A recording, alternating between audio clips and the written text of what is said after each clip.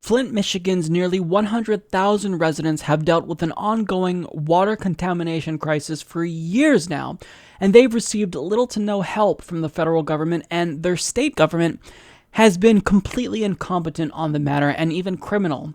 Now, with Donald Trump's recent decision to slash the EPA's funding, the silver lining is that he didn't actually slash funding when it comes to their water infrastructure. So on March 17th, the EPA finally announced that $100 million would be sent to Michigan for water infrastructure upgrades. Now, the press release states the funding provided by the Water Infrastructure Improvements for the Nation Act of 2016 enables Flint to accelerate and expand its work to replace lead service lines and make other critical infrastructure improvements. The people of Flint and all Americans deserve a more responsive federal government, said EPA Administrator Scott Pruitt. EPA will especially focus on helping Michigan improve Flint's water infrastructure as part of our larger goal of improving America's water infrastructure. I appreciate the EPA approving this funding to assist with Flint's recovery, Michigan Governor Rick Snyder said. Combined with the nearly $250 million in state funding already allocated, this will help put Flint on a solid path forward. It's great to see federal, state, and local partners continuing to work together to help with infrastructure upgrades and pipe replacements for the people of Flint. So now, finally, after years of waiting with no response, the residents of Flint have a reason to be slightly optimistic. But I mean, it shouldn't have taken this long. And now that they're getting the money finally sent to them now, well, it's still going to take time for those pipes to be replaced. They're not going to get immediate relief. So they're still going to have contaminated drinking water. So that's why you shouldn't have played politics with this. You shouldn't have waited. As soon as we found out that there was a lead contamination crisis, government should have acted immediately. State and federal government should have acted swiftly to make sure that these residents don't have contaminated drinking water. Water is life. This is not something that is arguable. Water is life. Everyone has a right to water. They are entitled to water, and nobody should be forced to deal with contaminated drinking water. And to illustrate just how badly the residents of Flint were treated, well, according to the Washington Post, state officials ended a program that has helped pay residents' bills since a series of ill-fated decisions by state-appointed emergency managers left the city's water system contaminated with lead. Since that 2014 disaster, the state has spent roughly $41 million in credits to help offset local utility bills. Residents have gotten a 65% credit each month on their water use, while commercial accounts received a 20% credit. So to reiterate just how preposterous this situation was, residents were still forced to pay for their water bills in spite of the fact that their water was literally poisoned, and some of them even received past due notices threatening to shut off their poisoned water because they weren't paying their bill and were unable to pay their bill.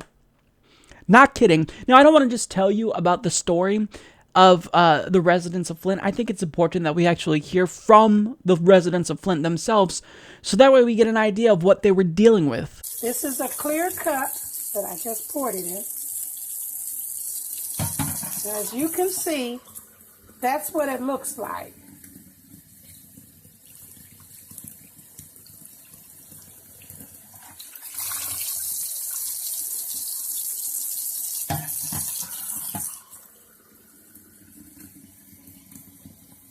Flint, Michigan. This has been going on for over 2 years. They have been charging the residents of Flint, Michigan, an exorbitant amount of water bill to even get the water turned on. It costs almost $400. And this is what they are paying for in Flint, Michigan. But if you hear the sound behind me, it's our vent. And I also have my window open up there to allow the fumes to vent out because the smell is so strong, like chemicals, that it burns my eyes, nose, throat, and sometimes I wheeze so badly that I have to use my rescue inhaler, and I don't have asthma or COPD. I've been tested for it. Water Defense has tested my water and found so many carcinogenic byproducts, so high dichlorobenzene and chloroform, things that we should not be inhaling. And yet we keep hearing from experts that yes, there's high lead and copper. There's also lead and copper in my water that you're looking at right here. But it's safe to bathe. How in the world, if it's not safe to drink, how is it safe to bathe? I can't imagine living with that for years. Imagine how inconvenient that would be. Imagine how uneasy that would make you feel, that you're filling your bathtub with water and you have to open your window because of the fumes, or when you fill up a cup in your sink, it's yellow.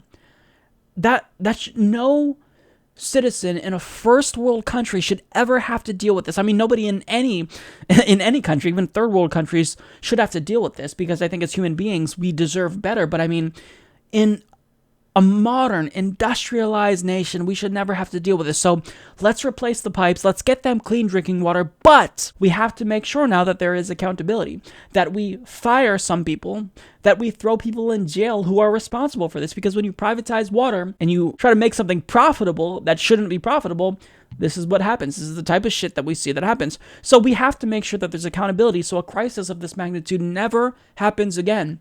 But I don't think that's going to be the case. I think that people will get away scot-free like they usually do in government, when really, I mean, the state of Michigan, they should all vote every single person out of office who didn't act immediately to solve this crisis. I mean, the governor, this guy should be impeached. So, I mean, in the end, I'm relieved that the residents of Flint, Michigan can be optimistic for the first time in years, but it never should have taken this long. And look, we have to make sure that there's accountability here. Otherwise, this will happen again if other state and government officials see that they can do this and get away with it.